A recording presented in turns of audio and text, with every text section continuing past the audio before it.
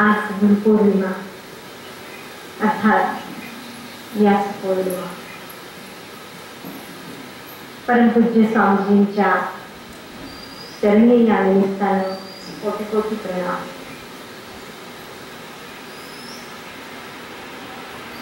स्वामीजींनी आज प्रसंग सांगण्याच्या निमित्तानं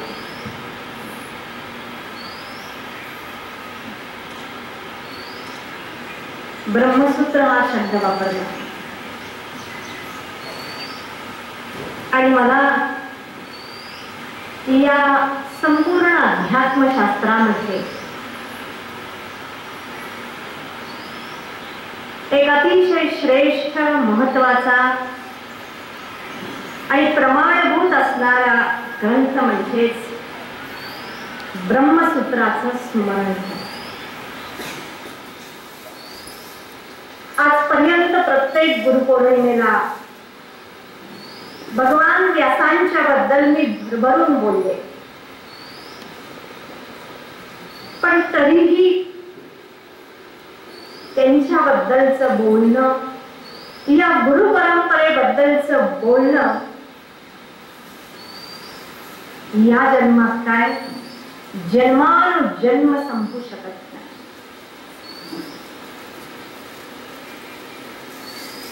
ज्या भगवान व्यासांनी 18 महापुराण रचले, त्याच भगवान व्यासांनी ब्रह्मसूत्रासारखा एक अतिशय अलौकिक असणारा ग्रंथ लिहिला. त्याचा प्रारंभ भगवान व्यास करतात, अथातो ब्रह्म जिज्ञासा, की आता यानंतर, अथ म्हणजे यानंतर साधकानं ब्रह्मस्वरूपाला जाणण्याची इच्छा करावी. बघा, जाणावं असं म्हटलं नाहीये, जिज्ञासा उत्पन्न करणं हे साधकाचं कर्तव्य आहे. किंबहुना या संपूर्ण विश्वामध्ये अनादि काळापासून आजपर्यंत आणि विश्वामध्येही विशेष करून आपल्या या अत्यंत पवित्र भारत भूमीमध्ये,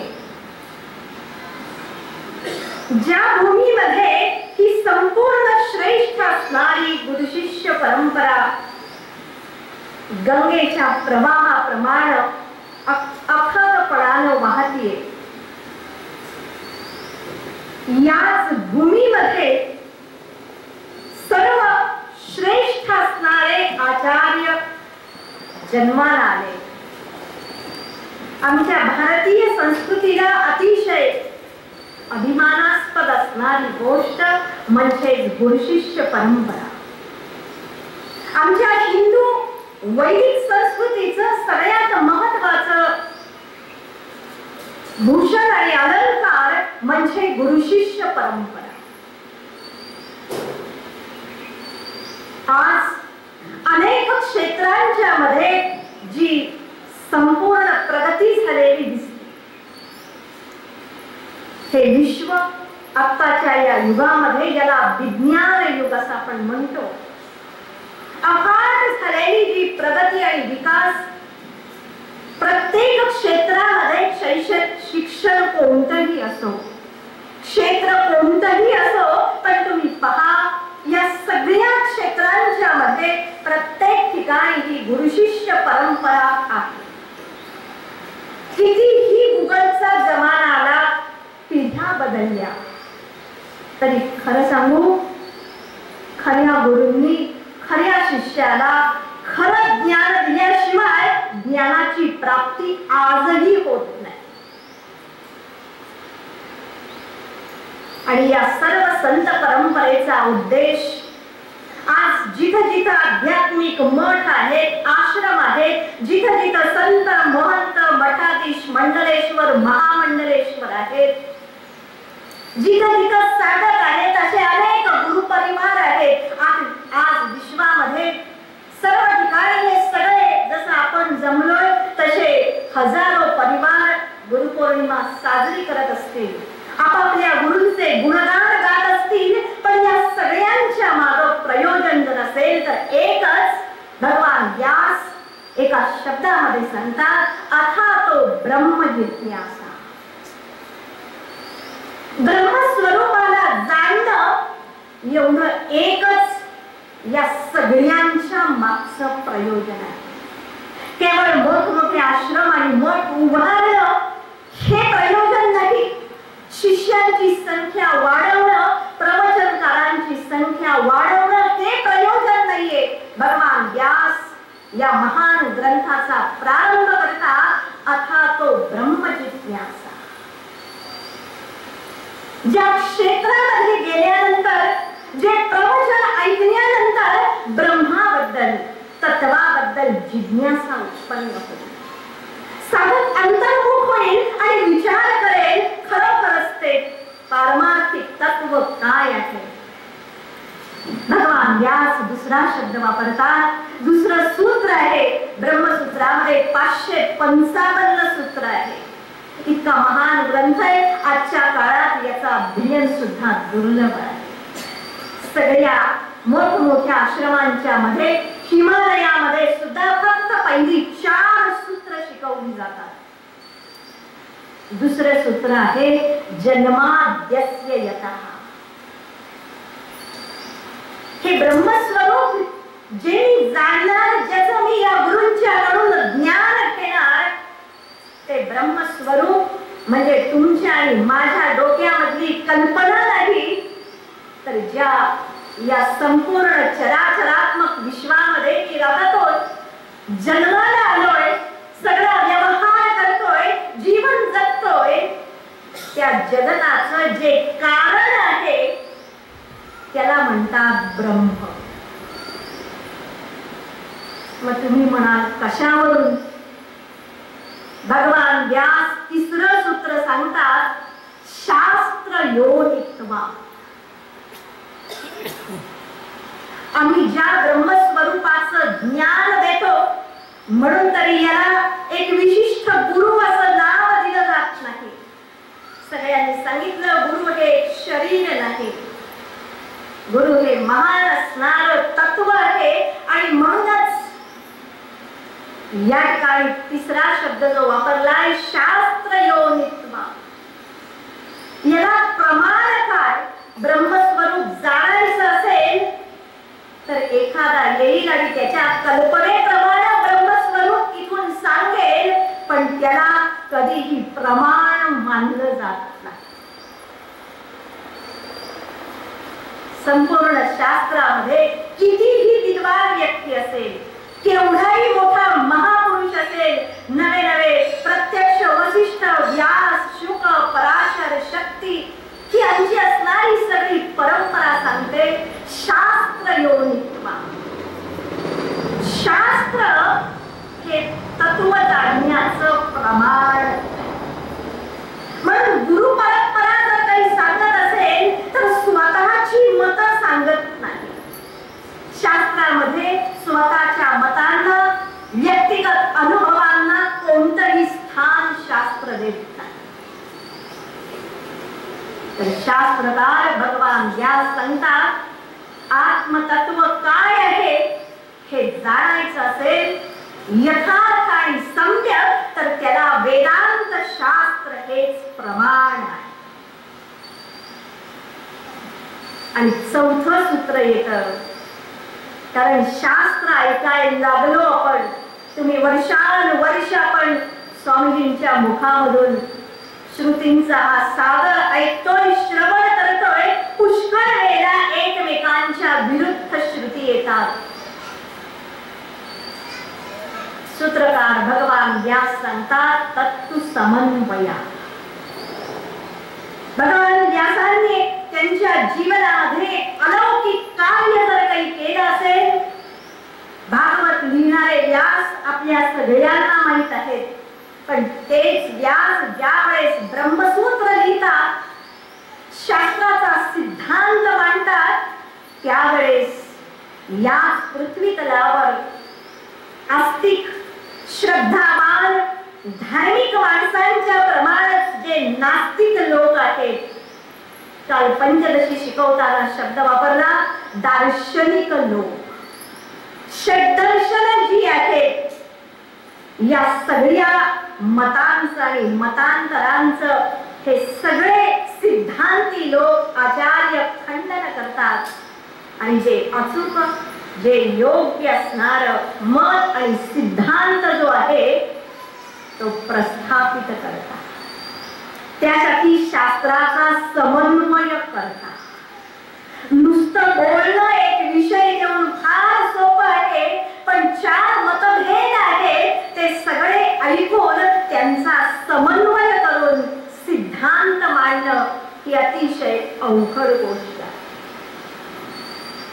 आमच्या या परंपरेनं हे कार्य जर केलं असेल, भगवान व्यासांनी हे कार्य केलं, ब्रह्मसूत्रासारख्या ग्रंथामधून शेकडो सूत्रांच्या मधून हा जीव ब्रह्मैक्य सिद्धांत प्रतिपादन केला.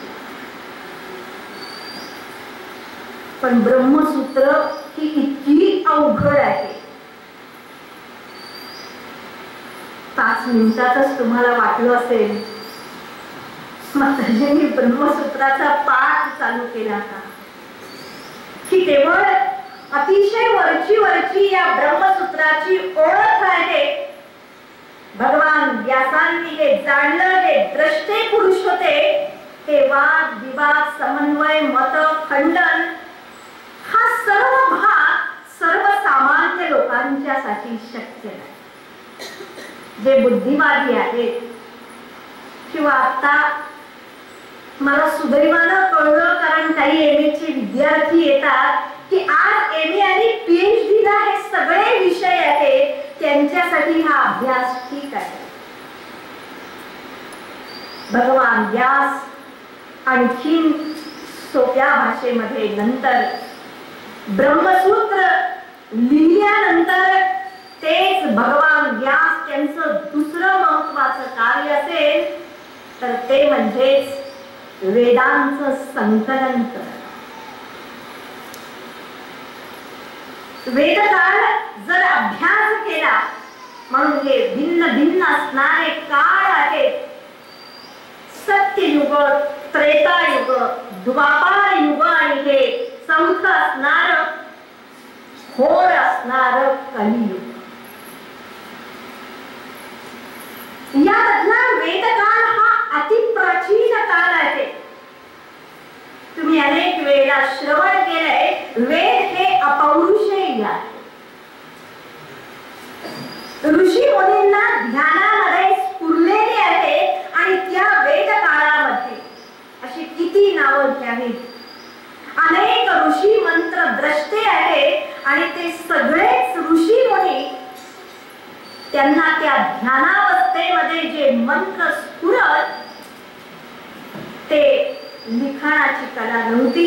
श्रवण विद्येने ते एका पिढीकडून दुसऱ्या पिढीकडं असे जात असत आणि म्हणून त्या सगळ्याच ऋषींना वेदांचा विस्तार हा असा झाला. व्यास म्हणून ही एक कोणी व्यक्ती नाही, तर व्यास ही पदवी आहे. वेदानां विस्तरकरणात व्यासा. अशा अनेक ऋषींनी या वेदांचा विस्तार केला, पण या सगळ्यांच्या मध्ये सर्वश्रेष्ठ व्यास जर असतील तर ते कृष्ण द्वैपायन व्यास. म्हणून तरी भगवान स्वतःची विभूती सांगतात, व्यासो नारायण स्वयं. द्वापार युगाच्या आणि कलियुगाच्या या संधी काळामध्ये ज्यांनी अवतार घेतला, प्रत्यक्ष भगवान विष्णूंचा अवतार असणारे हे भगवान व्यास त्यावेळेस आले. त्यांनी केवळ विस्तार केला नाही, केवळ मंत्र दिले नाही, तर या सगळ्या वेदांच्या लाख मंत्रांचं अतिशय व्यवस्थितपणानं विभाग आणि संकलन केले. बाकी सांगत नाही. कर्म, उपासना आणि ज्ञान शेवटचा भाग ज्ञानकर असणारा, ज्याला आपण वेदांत शास्त्र असं म्हणतो.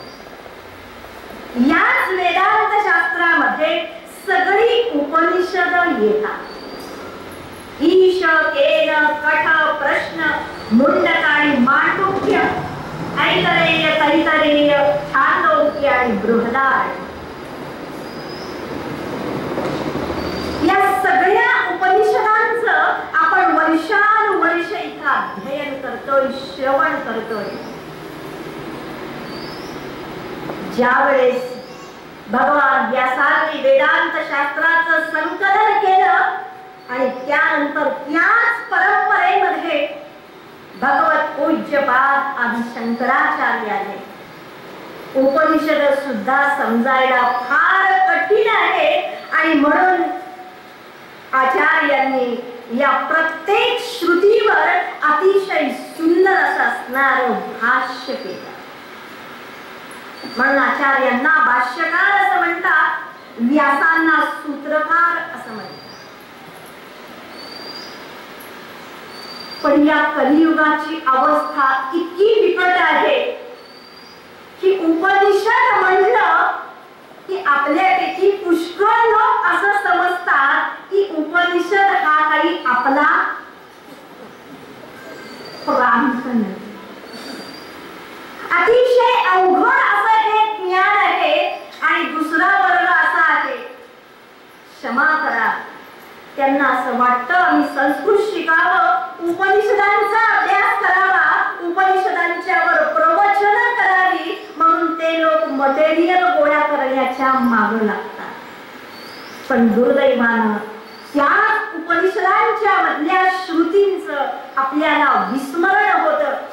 श्रुती किती निरपेक्षपणाने सांगतात, नायमात्मा प्रवचनेन लभ्यः न मेधयान बहुना श्रुते. उपनिषद ही वर्षानुवर्ष ऐकावी आणि नंतर ती दुसऱ्याला सांगत सुटावं, हे कधीच उपनिषदांचं प्रयोजनच नाही. उपनिषदांचं प्रयोजन एकच, वेदांतो नाम उपनिषद प्रमाण. उपनिषद हे ग्रंथ फक्त प्रमाणभूत आहे. हे शास्त्र अध्ययन करताना, आत्मतत्वाचं शोधन करताना ज्यावेळेस कुठे शंका येईल, कुठं मनामध्ये एखादा प्रश्न उपस्थित होईल, त्यावेळेस साधकानं काय करावं, हे ग्रंथ उघडावे आणि श्रुतींना प्रमाण मानावं. आणि एकदा स्पष्ट ज्ञान झालं, गुरुकृपेने त्या ज्ञानाचा अनुभव आला की या शब्दांचंही प्रयोजन समजतं. जसं वर्षानुवर्ष तुम्ही दृष्टांत ऐकत आलाय, साखर गोड आहे, हे आहे शाब्दिक ज्ञान.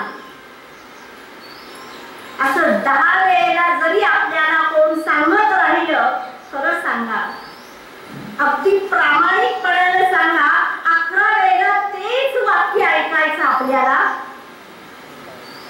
बोला ना, कंटाळा यायला लागतो. तेच तेच तेच तेच ऐकायला लागलो की आपल्यालाही नंतर एकाग्रता संपते. याचं कारण जर असेल, शास्त्राचं प्रयोजन फक्त ज्ञान प्राप्त करणं, नंतर साधनेच्या साहाय्यानं त्या ज्ञानाचा अनुभव घेणं, आणि त्यानंतर जर कोणी तुम्हाला उपदेश केला, जा आता साखर गोड आहे या वाक्याचा जप कर, केलाय कधी? त्याच्यापेक्षा आपण काय पसंत करू? एक चमचाभर साखर हातामध्ये घ्या आणि ती छानपैकी भक्षण करा आणि त्याचा जो गोडी आस्वाद आहे तो घ्या आणि तोंडामध्ये आस्वाद घेताना बोलता येतं. तुम्हाला कुठेतरी विचारेल कशी आहे साखर, आतमध्ये तोबरा भरला असेल तर साधक मौन होतो. हे संत कबीर फार सुंदर सांगतात, मन मस्त हुआ तब क्यों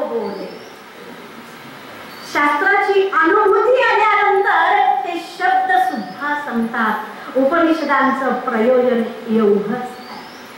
शाब्दिक ज्ञानाचं प्रयोजन आमच्या आयुष्यामध्ये इतकंच आहे. रामकृष्ण परमहंस सुंदर दृष्टांत देतात. घरातून आई बाहेर काहीतरी आणण्यासाठी यादी करून देते. रविवार आला की तुमच्याकडे येत असतील हे एवढं एवढं एवढं कागदावर आपली लिस्ट रोज तयार असते. भाजीची लिस्ट, धान्याची लिस्ट, एवढं सगळं घेऊन या आणि आपण ती लिस्ट इतकी महत्वाची असते कुठपर्यंत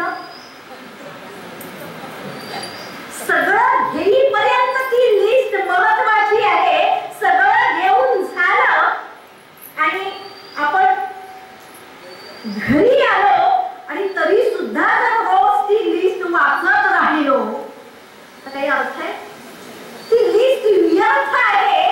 तसंच शास्त्रकार फार सुंदर सांगतात, ज्ञाते अपि आत्मतत्वे शास्त्राभीतिस्तु निष्फला. शब्दांचं प्रयोजन इतकंच आहे. याला प्रमाणभूत श्रुतिवाक्य म्हणजे श्रेष्ठ प्रमाण आहे, सुप्रीम कोर्ट आहे. तिथे दुसरा पर्याय मत नाही.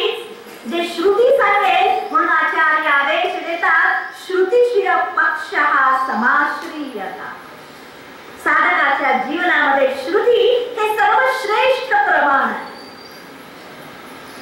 पण ज्या वेळेस याच भगवान व्यासांना जाणवलं कलियुगातल्या माणसाला श्रुती शिकायला सुद्धा, श्रुती काय हो भागवत ऐकायलाही 7 दिवस नाहीये, त्याचाही हात पडतो. याला वेळ फार कमी आहे आणि हे ज्ञान सुद्धा वही आहे. आणि या कलियुगातल्या माणसाची बुद्धी इतकी स्थूल आहे आणि म्हणून तेच भगवान व्यास आमच्यावर पुन्हा द्वापार युगामध्ये कृपा करतात आणि अलौकिक असणारा ग्रंथ लिहितात. फार सुंदर वर्णन केलंय. नमोस्तुते व्यास विशाल बुद्धे फुल्लारविंदा यतपत्र नेत्र येन त्वया भारत तैल पूर्णः प्रज्वालितो ज्ञानमय प्रदीप. कल्पना करा, भगवान व्यास होते, जन्माला आले म्हणून आज आमच्या समोर भगवान आणि अर्जुन यांचा संवाद आहे. त्यांनी संकलन केलं नसतं. बघा, गीतेचे केवळ 700 श्लोक आहेत. शब्द वापरले भारत तैल पूर्ण. गीता सांगायची असली, खरं तर गीता म्हणजे अगदी शुद्ध ज्ञान आहे. आपल्या वरवरच्या विचारांच्या मध्ये खूप स्थूलता, प्राकृतता असते. खूप व्यावहारिक विचार आपण करतो. आपण विचार केला असता किंवा व्यासांनी जर विचार केला असता, वेळ फार कमी आहे. गीता सांगायची तर बाकी सगळं सांगण्यापेक्षा काय सांगावं? नुसतं ज्ञान सांगावं. मग नुसतं काय सांगायला पाहिजे होते?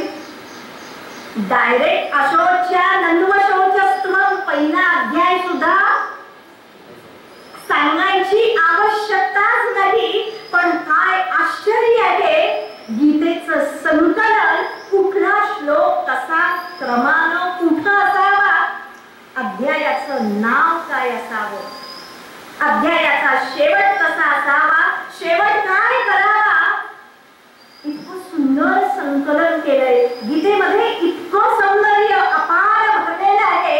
शब्दांचं तर आहे, पण त्या मांडणीचं सुद्धा. महाभारतासारखा अलौकिक 1.25 लाख श्लोक ज्यामध्ये आहे, असा इतिहास ग्रंथ भगवान व्यास लिहितात. कल्पना करा, 700 श्लोक माताजी 4 तास लागतात म्हणायला. असं म्हणणारे आपण कुठे? आणि 1.25 लाख श्लोकांचा महाभारतासारखा ग्रंथ लिहिणारा महापुरुष आपण त्यांच्याकडे असं करून पाहू सुद्धा शकत नाही. दृष्टांत दिलाय. महाभारत रूपी तेलानं परिपूर्ण भरलेला दिवा आहे आणि त्या दिव्यामध्ये प्रज्वलित झालेली ज्योत म्हणजे श्रीमद भगवद्गीता. भगवान व्यासांनी पहिल्या अध्यायाचं नाव अर्जुन विषाद योग दिलं. आयुष्यात विषाद झाल्याशिवाय, दुःखी झाल्याशिवाय, व्याकुळ झाल्याशिवाय गुह्य ज्ञान प्राप्त होतच नाही. आध्यात्मिक कोर्सेस हे अनाउन्स करून घेतले जातात. प्राचीन काळी तो शिष्य व्याकुळ होऊन येत असे, भगवंता हे गुरु आता काय वाटते ते करा, पण मला हे ज्ञान द्यावं. यत् श्रेयस्यात् निश्चितं ब्रोहितं. भगवान व्यास कृष्ण आणि अर्जुन यांचा सुंदर संवाद अशा पद्धतीने मांडतात. शेवटी संजयाच्या मुखामध्ये म्हणून श्लोक आहे, व्यास प्रसादात् श्रुतवान एतद् गुह्यमहं परम्. व्यासांच्या कृपेने मी हे सगळं श्रवण केलं. संजय सहज म्हणून गेला, पण तो श्लोक व्यासांनी गीतेचा शेवटचा श्लोक केला. यत्र योगेश्वर कृष्णः यत्र पार्थो धनुर्धरः तत्र श्री विजयो भूतिः ध्रुवा नीतिर्मतिर्भव. हा त्या गीतेचं सौंदर्य आहे. पहिला श्लोक आपल्यासारखा असला असता तर धृतराष्ट्राच्या मुखामधला कशाला पाहिजे? पहिला श्लोक भगवंताच्याच मुखामधला झाले नाही. यास इतके द्रष्टे पुरुष होते. ज्ञान असं वृक्ष पद्धतीनं कधीच सांगितलं जात नाही. अतिशय प्रासादिक पद्धतीनंच ज्ञान दिलं जातं. आपलं सुद्धा मन त्यात गेलं पाहिजे. धृतराष्ट्र उवाच म्हटलं, भगवान काय म्हणतात तिकडे लक्ष जास्त जात नाही. ते श्री भगवान उवाच काय आहे माहित झालंय. पण धृतराष्ट्र उवाच विरोधी पक्ष काय म्हणतोय असा शब्द उच्चारला की आपले कान टवकारतात. म्हणून भगवान व्यास पहिलं विधान धृतराष्ट्राच्या मुखात घालतात आणि ते सुद्धा इतकं मार्मिक आहे. धर्मक्षेत्रे कुरुक्षेत्रे किम अकुर्वत संजय. काय केलं त्या युद्धभूमीवर आल्यावर यांनी काय केलं आणि त्याचं उत्तर म्हणजे श्रीमद भगवद्गीता. वेळ फार कमी आपल्याला इतकी सुंदर संकलित केली. गीतेच्या श्लोकामध्ये शब्दामध्ये भगवान व्यासांच्या प्रतिभेचं सौंदर्य इतकं ठासून भरलेलं आहे. म्हणूनच त्यांना उपमा दिली कुल्लारविंदा यतपत्र नेत्र. त्यांचे डोळे असे आहेत प्रफुल्लित पूर्ण उमललेल्या फुलासारखे. बारीक डोळे असतात ते पापी लोक असतात, पण त्यांचे डोळे मोठे आहे. आणि मोठे याचा अर्थ हे मोठे नव्हे तर डोळ्यांच्या मध्ये माणसाची प्रगल्भता समजते.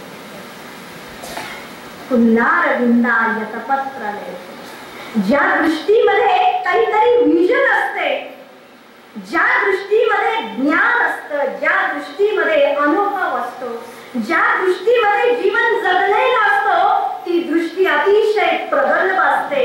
प्रगल्भता केवळ वयानं येत नाही. माणसाला पाहिल्यावरच त्याच्या नुसत्या डोळ्यांच्या मधूनच समजलं पाहिजे की या माणसाला खरंच फार अनुभवलंय. व्यासांना नुसतं पहा तुम्ही, हा एक प्रगल्भता आहे. आमच्या या परंपरेमध्ये नारायणं पद्मभवं वसिष्ठं शक्तिं च तत्पुत्र पराशरं च व्यासं शुकं गौडपदं गोविंदाचार्य. सगळे नाव उच्चारता क्षणीच त्यांच्या डोळ्यांच्या मध्ये असणारं प्रगल्भ ज्ञान जे पाहावं आणि आम्ही नतमस्तक व्हावं एवढं अफाट आणि विशाल ज्ञान यांच्या एवढ्या छोट्याशा हृदयामध्ये सामावलेलं. अशी गीता संकलित केली. पण गीता ही सुद्धा द्वापार युगातली आहे. भगवान व्यासांना वाटलं गीतेवर काम भागेल, पण माणसं आज गीता सुद्धा ऐकतायत, गीता पाठ करतायत, 18 अध्याय पाठ करून बक्षीस मिळवतायत, गीतेचे क्लास करतायत. पण कलियुगातल्या माणसाला अजूनही जर शांती नसेल तर काय हा द्रष्टा पुरुष आहे. भगवान व्यासांनी पुढचा पर्याय निवडला. गीतेमध्ये ज्ञान भगवंतांनी दिलंय आणि ते देताना अर्जुनासारख्या शिष्योत्तमाला दिलंय. खरं सांगू, समोरचा माणूस बदलला ना, श्रोता की वक्ताही बदलतो. श्रोते वक्त्याला घडवतात, वक्ता आपला आपण घडत नाही. जसा श्रोता असेल तसा वक्ता होतो आणि जसा वक्ता असेल तसा श्रोता होतो. भगवान व्यास हे जाणत होते. भगवान श्रीकृष्णांसारखा प्रत्यक्ष परब्रह्माचा अवतार हा वक्ता आहे आणि धनुर्धर पार्थ अर्जुनासारखा शिष्योत्तम आहे. आणि त्यांचा संवाद सुद्धा इतका फास्ट आहे. पहिला अध्याय, दुसरा अध्याय सांख्य योग झाला, कर्मयोग झाला, कर्मसन्यास योग झाला. 6व्या अध्यायात ध्यान योग, विभूती योग, सुरुवातीला लीलाने फार सांगितलं विश्वरूप दर्शन योग, भक्ती योग. काय सुंदर एकेका ह्याच्यात भगवान अर्जुनाला सगळं ज्ञान देतात. म्हणून तरी वर्णन केलंय सर्वोपनिषदो गावो दोग्धा गोपाल नंदनः पार्थो वत्स सुधीर भोक्ता दुग्धम गीतामृतम. उपनिषद या गायी आहेत आणि त्याचं दोहन करणारा गोपाल भगवंताला लहानपणापासून सवय आहे गायीचं दोहन करण्याची. आणि गीतारूपी सुंदर अमृत प्राशन करणारा वत्स म्हणजेच पार्थ. पण आपण काही सगळेच पार्थ होऊ शकत नाही. आपल्याला अजूनही सामान्यातल्या सामान्य माणसापर्यंत हे गुह्य ज्ञान जावं, कलियुगातल्या घोर विषयासक्त माणसापर्यंत हे ज्ञान जावं.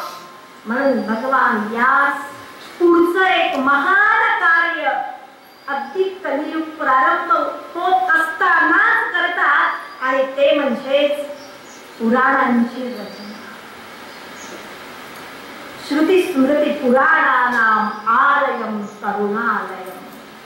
आचार्य म्हणजे केवळ श्रुती नव्हे, केवळ स्मृती नव्हे, केवळ पुराण नव्हे, तर श्रुती स्मृती आणि पुराण या सगळ्यांचं जे आलय आहे अशी ही आचार्य परंपरा. त्यातले श्रेष्ठ आचार्य आणि गुरु भगवान व्यास 18 महापुराण रचतात. यांचं वर्णन तुम्ही अनेक वेळेला ऐकलंय, अनेक वेळेला मी सांगितलंय. पुराणांचा महिमा हा अगाध आहे आणि याच सगळ्या महापुराणांच्या मध्ये श्रीमद भागवत हे कलियुगासाठी वरदान ठरलेलं, जे लिहून त्याचं स्मरण करून प्रत्यक्ष भगवान व्यासांच्या मनालाही शांती मिळाली. भगवान व्यासांनीच हे सगळं लिहावं. कुणी लिहावं, कुणी बोलावं याचाही अधिकार ठरलेला असतो. आमच्या ज्ञानदेवांनी, तुकारामांनी भाषा सोपी वापरली, पण आजही त्यांच्या शब्दांचा परिणाम लाखो लोकांच्या मनावर होतो.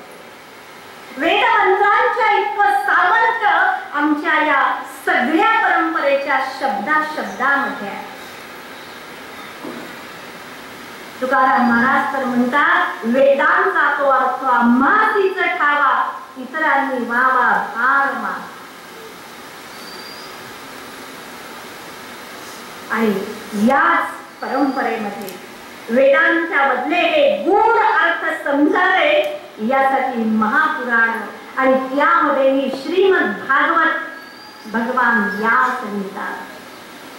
ती कथा पुढच्या महिन्यात पाहू आपण, तिथं सांगत शेवट करत असताना या महापुराणाच्या शेवटीच प्रसिद्ध असणारा संवाद आहे, उद्धव गीता येते आणि त्यामधला या सगळ्या शास्त्राचं सार जर काही असेल तर या पुराणाच्या श्लोकामध्ये आहे. उद्धव गीतेमध्ये एक हंस गीता म्हणून येते. भगवान व्यास या सगळ्याचं संकलन फार सुंदर करतात.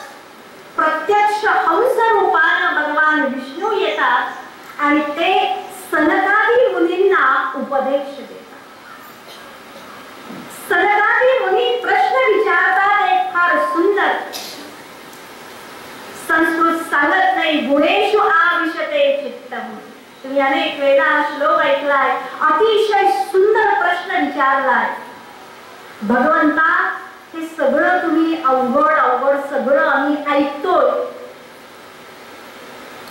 पण हे सगळं ऐकत असताना बुद्धीनं आम्ही अप्रिशिएट करतो, फार सुंदर, पण आमचं मन मात्र विषयांच्या मध्ये गुंतलंय आणि विषय आमच्या मनामध्ये आहेत. यांचा जो एकमेकांच्या मध्ये प्रवेश झालाय, ते कसं काढावं याला उत्तर देत असताना पुराणकार भगवान व्यास फार सुंदर एकाच विधानामध्ये उत्तर देतात की बाबा, हे सगळं जे कारण आहे, मनुष्याच्या यच्च यावत दुःखांचं कारण एकच आणि ते म्हणजे अहंकार कृतो बंधः. सगळे शास्त्र म्हणून एकच साधना देते, जोपर्यंत अहंकार अभिमान आहे तोपर्यंत तुम्ही काय वाटते ते करा. श्रोतव्या मंतव्या श्रवणम कीर्तनम स्मरणम सगळं जरी केलं तरी जोपर्यंत हा अभिमान आहे तोपर्यंत माणसाला शांती मिळत. आणि म्हणून काही जर करायचं असेल तर भगवान व्यास सांगतात, हा अहंकार काढण्याचा तू प्रयत्न, हा अभिमान टाकण्याचा तू प्रयत्न कर. साधनेच्या साह्यानं कदाचित अहंकार वाढेल, तिथही काळजी घे. आणि हेच सगळ्या शास्त्राचं, सगळ्या उपदेशाचं, ब्रह्मसूत्र असेल, वेद असतील, उपनिषद असतील, गीता असेल किंवा पुराण असतील, सार एकच, या अभिमानाचं समर्पण करणं, आत्मनिवेदन. म्हणून शेवटी आज एक छोटीशी गोष्ट सांगते. पुराणांच्या मधल्या गोष्टी आपल्याला माहित आहे, पण ऋषी चरित्रामधल्या काही गोष्टी आहेत. ती गोष्ट सांगेन आणि संपेन. 5 मिनिट चालेल? भगवान नारायणांच्या पासून जी परंपरा प्रारंभ होते त्यामध्ये मनुष्य रूपामध्ये पहिले गुरु म्हणजे वसिष्ठ महामुनी. आणि त्याच काळात बाकी अन्य अनेक ऋषी मुनी जन्माला आले आणि त्यांनी त्यांचं कार्य केलं. तुम्ही नाव ऐकलं असेल. दुसरे आहेत विश्वामित्र मुनी. त्यांच्याबद्दल वैर सुद्धा तुम्हा सगळ्यांना माहित असेल. पूर्वीचे ऋषी मुनी म्हणजे असे दरिद्री आणि गरीब असायचे, अमाप संपत्ती आणि ऐश्वर्यानं संपन्न असायचे. एकेका गुरुकुलामध्ये हजार विद्यार्थी एकाच वेळेस वेदांच्या सगळ्या शाखांचं अध्ययन करीत असत. एवढी सगळी यंत्रणा राबवण्याचं सामर्थ्य त्या काळच्या गुरुकुलांच्या मध्ये, ऋषिकुलांच्या मध्ये होतं. वसिष्ठ महामुनी हे सुद्धा उत्तम राज्यकर्ते होते. पण त्यांनी ठरवलं, मी कोणत्याही राजाचा राजा होणार नाही, तर राजाला घडवणारा मी गुरु होईल. आणि हे ठरवून तेव्हापासून इक्ष्वाकू कुलाचे हे कुलगुरू एकदा असंच, बाकी सांगत नाही, विश्वामित्र मुनी ना वसिष्ठ महामुनी आपल्या आश्रमात येण्याचं निमंत्रण देतात. विश्वामित्र मुनी सांगतात की अहो तुम्ही निमंत्रण देताय, पण मी काही एकटा नाही, माझ्या बरोबर भरपूर शिष्यगण आहे. वसिष्ठ महामुनी सांगतात जितके असाल तितके घेऊन या, कारण वसिष्ठांना स्वतःचं सामर्थ्य माहीत होतं. विश्वामित्र मुनी आपल्या हजारो शिष्यांना घेऊन वसिष्ठांच्या आश्रमामध्ये जातात आणि पाहतात एवढी चोख व्यवस्था हजारो लोकांची, कुठंच काही कमी नाही. आपलं इव्हेंट मॅनेजमेंट पण कुठेही गळून पडेल एवढं व्यवस्थित सगळं चाललेलं असतं. आणि इव्हेंट मॅनेजमेंट मध्ये तरी सगळेजण अहम अहम केले दाखवतात की हे सगळं तुम्ही केलंय, मी केलंय, आमच्याकडे एवढी सुंदर व्यवस्था आहे.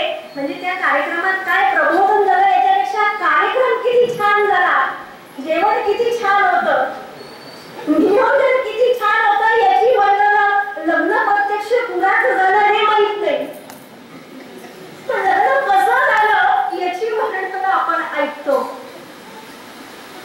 पण हे विश्वामित्र मुनी होते, काळजीपूर्वक सगळं पाहत होते. जे जे लोक पाहत होते त्या सगळ्यांना यांनी विचारलं. नुसते खाण्यासाठी जेवणासाठी ते गेले नव्हते. विश्वामित्र मुनी विचार प्रवृत्त झाले. त्यांनी प्रत्येकाला विचारण्याचा प्रयत्न केला की अहो हा सगळा भाग कोण पाहत आहे, एवढी सगळी व्यवस्था कोण पाहत आहे. आणि खरा जो पाहत असतो ना त्याचं नाव कुणालाच माहिती नसतं किंवा त्याच्याबद्दल कधी बोललंही जात नाही, पण त्याच्याशिवाय त्या संस्थेत काही चालतही नाही. तो प्रत्येक सेवक यांना सांगतो, प्रत्येक नागरिक विश्वामित्रांना उत्तर देतो माहित नाही, पण हे आम्ही केलं नाही. विश्वामित्र मुनी गुप्तहेर खात्याला सोडतात. तुम्ही जरा चौकशी करा की आपल्या राज्यात छोटा फंक्शन करायचा असेल तरी किती डोकेदुखी असते.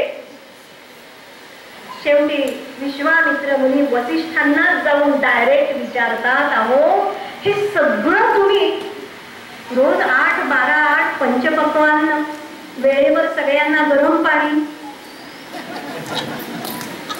सगळ्यांची राहायची चोख व्यवस्था, कुठंच काही प्रॉब्लेम नाही, असं सगळं तुम्ही कसं करू शकता, किती तुम्ही महान आहात. वसिष्ठ मुनी उत्तर देतात तुम्ही महान नाही, पूर्वीचे ऋषी मुनी कुठलाच अवडंबर करत असत. इतक्या सहज त्यांनी उत्तर दिलं नाही, हो माझ्याजवळ कामधेनू आहे, तिनं हे सगळं केलं. असं ऐकल्याबरोबर विश्वामित्र मुनींच्या मनामध्ये तेव्हा इच्छा निर्माण होते. तेही सहज म्हणतात, मग हे मुने मला तुम्ही काय द्या, उपहार भेट म्हणून ती कामधेनू द्या. वसिष्ठ सांगतात बाकी सगळं देईन पण कामधेनू देणार नाही. बाकी सगळं ही गोष्ट फार मोठी आहे. त्या गाईवरून त्या कामधेनूवरून यांच्या इतके वाद विवाद होतात, हे वैर जगप्रसिद्ध आहे. इतकं वैर निर्माण होतं. प्रत्येक वेळेला विश्वामित्र मुनी अपयशी ठरतात आणि हीच कथा पुढं जाऊन माणसाच्या मनात एकदा द्वेष मत्सर पेटला ना, तो काय सीमा गाठेल हे भगवान सुद्धा सांगू शकत. चांगली माणसं ही सज्जन माणसं सुद्धा अतिशय नीच पातळीवर उतरू शकतात केवळ मत्सर आणि द्वेषाच्या पोटी. विश्वामित्रांच्या मनामध्ये येतं वसिष्ठ जसे ब्रह्मर्षी आहे, विश्वामित्र हे राजर्षी होते. राजर्षीपेक्षा श्रेष्ठ पदवी ब्रह्मर्षी आहे आणि मी सुद्धा ती पदवी मिळवेन यासाठी अनेक वेळेला तपश्चर्या करतात. ते पद प्राप्त करण्याचा प्रयत्न करतात, प्रत्यक्ष ब्रह्मदेवांच्या कडे जातात. ब्रह्मदेव विचार करतात ब्रह्मदेवांचे वसिष्ठ हे पुत्र आहेत आणि वसिष्ठांच्या ज्ञानाचा महिमा हा सर्व श्रुत आहे, म्हणून ब्रह्मदेव सुद्धा जोखीम घेत नाही. ब्रह्मदेव विश्वामित्रांना उत्तर देतात, बाबा रे, तुला ब्रह्मर्षी पदवी देण्यात माझा काही प्रॉब्लेम नाही, पण वसिष्ठ मुनींनी जर मान्य केलं तर तुला मी ब्रह्मर्षी पद देईन. तिथेही परत कोण आलं? वसिष्ठ मुनी आले आणि आता ते कसं देणार नाही म्हणून विश्वामित्र मुनी घोर तपश्चर्या करतात. अनेक वेळेला एकदा कामावर विजय मिळवतात, एकदा क्रोधावर विजय मिळवतात, असं सगळं करतात, पण तरी सुद्धा यांना ब्रह्मर्षी पद प्राप्त होते. सगळ्या जगाने जरी म्हटलं म्हणून कुणी अधिकार द्यावा याला सुद्धा महत्व आहे. ब्रह्मदेव स्वतः सांगत नाही. वसिष्ठ ज्या दिवशी तुम्हाला ब्रह्मर्षी म्हणून हाक मारतील त्याच वेळेस तुम्हाला ती पदवी मिळेल. विश्वामित्र मुनी घोर तपश्चर्या करतात. आता काय करावं, कशानेच ते पद मिळत नाही. प्रत्येक वेळेस तपोभंग होतो, अंतःकरणामध्ये अनेक दोष आहेत. अशा अनेक वेळेला तपश्चर्या करून या द्वेषापोटी वसिष्ठांचे 100 पुत्र विश्वामित्र मुनी ठार मारतात. काय स्तोर गातो मनुष्य पहा, एवढा तपस्वी पुरुष, पण त्या एका इच्छेनं, पण तरी सुद्धा वसिष्ठ शांत राहतात. का? कारण ते ब्रह्मर्षी आहे. असं सहज पद प्राप्त केले. वसिष्ठ शांत मनानं ते सगळं पाहतात. विश्वामित्र मुनी पुन्हा प्रयत्न करतात, काय करावं. आणि एक दिवस त्यांच्या मनात इतका दुष्ट विचार डोकावतो की जावं आणि ज्यांच्यामुळे मला मिळत नाहीये त्यांना जर मारून टाकलं तर आपोआपच मी ब्रह्मर्षी होऊ शकेल. आणि म्हणून अशी दुष्ट माणसं, भ्याड माणसं दिवसा नाही रात्रीची सगळी कार्य करतात. पौर्णिमेची रात्र होती. वसिष्ठांचा आश्रमही विश्वामित्रांना माहीत होता. विश्वामित्र मुनी गडद अंधार झाल्यानंतर वसिष्ठांच्या आश्रमाकडे लपत शपथ येतात. दबा धरून बसतात की आता अशी वेळ साधली पाहिजे आणि वसिष्ठांनाच आपण मारूयात. हा भयंकर विचार करतात.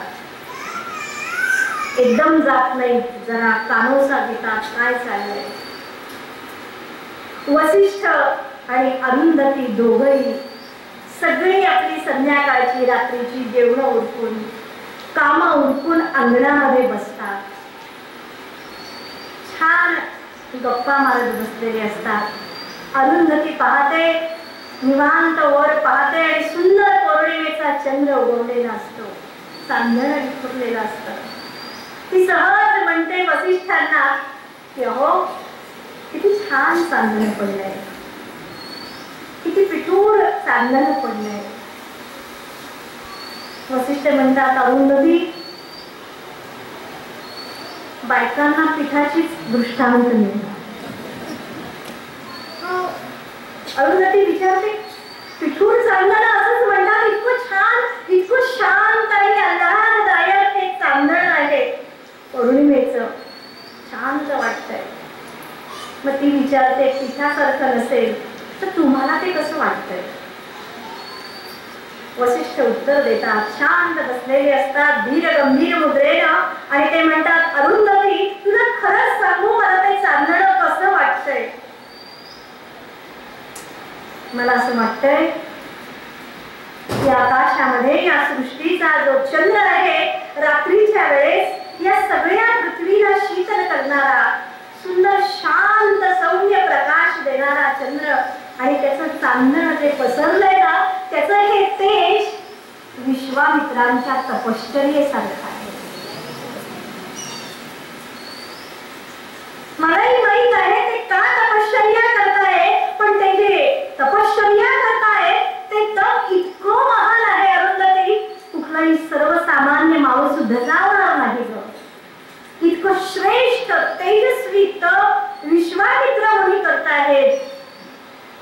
वाक्य विश्वामित्र मुनी ऐकतात.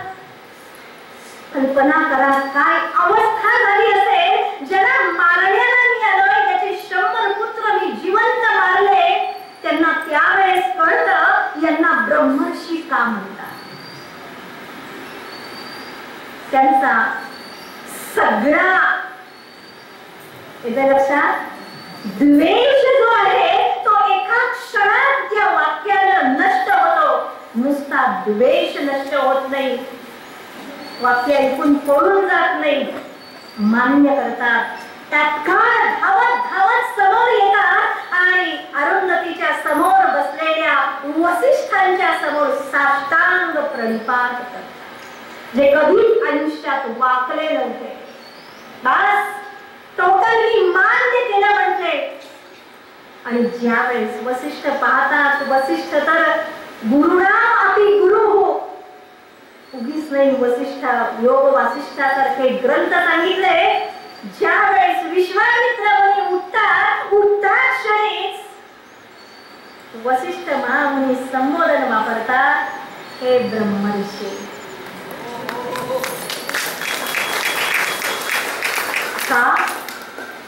अरुंधती प्रश्नार्थक मुद्रेनं पाहते. कारण ती आई असते हो. ज्यानं माझे 100 पुत्र मारले त्याला तुम्ही आज ब्रह्मर्षी पद एका क्षणात दिलं. वसिष्ठ सांगतात, अहंकार नतमस्तक होणं हे ब्रह्मर्षी पदाचं सर्वश्रेष्ठ लक्षण आहे. बाकी सगळं मिळवलं आणि आज अभिमान असेल तर काहीच मिळालं नाही. हा दिव्य संदेश. वसिष्ठ महामुनी सुद्धा एवढे श्रेष्ठ आहे आणि विश्वामित्र मुनी असतील दोष, परंतु अहंकार ज्या क्षणी नतमस्तक होतो त्याच वेळेस प्रत्यक्ष ही परंपरा आमच्या समोर येते आणि आम्हाला ते श्रेष्ठ पद बहाल करते. अशा वसिष्ठांची, अशा शक्तीची, अशा पराशर भगवान व्यासांची, अशा शुक ब्रह्मांची, अशा गौडपादाचार्यांची, अशा गोविंदाचार्यांची, अशा आमच्या आदिशंकराचार्यांची ही श्रेष्ठ परंपरा आहे. अंग्याहतपणानं चालत आलेली आहे. अक्षुण्णपणानं या परंपरेवर किती आघात झाले तरी सुद्धा ही परंपरा कुठेही कुंठित होत नाही. जुळजुळत्या प्रवाहाप्रमाणे येते. एखादं शुद्ध अंतःकरण या परंपरेला मिळालं की तिथं भरभरून ते ज्ञान दिलं जातं आणि ते ज्ञान ओसंडून बाहेर वाहतं, पुन्हा त्याच प्रवाहाला मिळतं. अशी ही श्रेष्ठ परंपरा आदिशंकराचार्यांनी 4 शिष्यांच्या मार्फत याचा प्रवाह विस्तार केला. आणि याच परंपरेमध्ये या 4 पीठांच्या मध्ये एकापेक्षा एक श्रेष्ठ आचार्य निर्माण झाले, आपल्या पर्यंत आले. जो ग्रंथ आपण शिकतोय स्वामी विद्यारण्य तेही या शृंगेरी मठाच्या परंपरेमध्ये आहे. जे लोक गुरुचरित्र वाचत असतील त्यांना माहित आहे त्याच विद्यारण्य स्वामींच्या परंपरेमध्ये वाडीचा असणारा प्रभू दत्तात्रेयांचा अवतार आपले नृसिंह महाराज.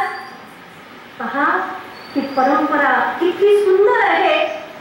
अशी चालत तर राहते, पण ज्यावेळेस समाजामध्ये आवश्यकता पडते त्यावेळेस याच परंपरेमध्ये एखाद्या मनुष्य शरीरामध्ये एखादा दैवी अंश येतो. तो साक्षात ईश्वराचा अवतार असतो. प्रभू दत्तात्रेयांचा तो अवतार. अक्कलकोटचे स्वामी बघा, आपल्या भूमीमधले सगळे संत साईबाबा असतील, गोंडोलेकर महाराज असतील, गजानन महाराज असतील, केवढे आपल्यावर या सगळ्यांचे अनंत उपकार आहे. सगळा समाज यांनी आपल्या तपानं धरून ठेवला. आपल्या तेजानं, आपल्या ज्ञानानं, ज्यांच्या पुण्याईवर आज आपण माणूस म्हणून, हिंदू म्हणून आज जगतोय. आपला पुरुषार्थ नाहीये, पिढ्यानुपिढ्यांचे हे सहज केलेले संस्कार आहेत. म्हणून परंपरा ही एका व्यक्तीपाशी थांबत नाही. व्यक्ती येतात आणि जातात. बघा व्यासांनी किती सहज शुक ब्रह्मांना पुढे ज्ञान दिले. शुक ब्रह्मांनी सहज गौडपादाचार्यांना दिले. गोविंदाचार्य तर कुठं नावच नाही